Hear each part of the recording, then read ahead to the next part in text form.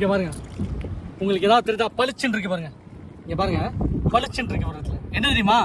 பஞ்சா சங்குன்னு சொல்லுவாங்க, 5 ஒரு சங்கு மாதிரி இருக்கும், அதுதான். பட் அதுக்கு பக்கத்தில் இன்னொன்று இருக்குது.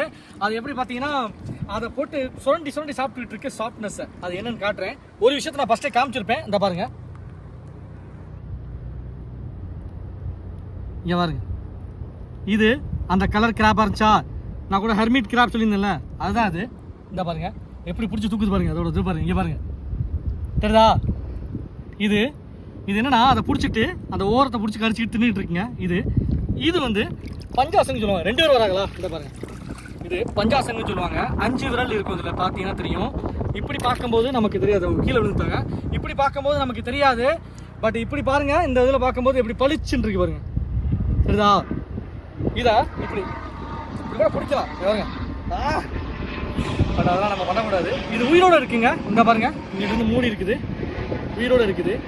5 விரல் பஞ்சாசங்குன்னு சொல்லுவாங்க. அதை வீட்டு வாசலில் அந்த காலத்தில் நம்ம கட்டுறதுலாம் நம்ம பக்கம் வந்து கட்டுவாங்க, வீட்டு வாசலில் கட்டுவாங்க. திருஷ்டி கழிக்க அப்படிலாம் சொல்லுவாங்க. பட் தெரியல அது என்னன்னு. இப்போ அந்த மாதிரி சங்கு இது உயிரோடு இருக்குதுங்க. பார்க்கையில் சூப்பராக இருக்கு பாருங்க, சாஃப்டாக. ஸோ இதை நம்ம அப்படியே விட்டுருவோம்.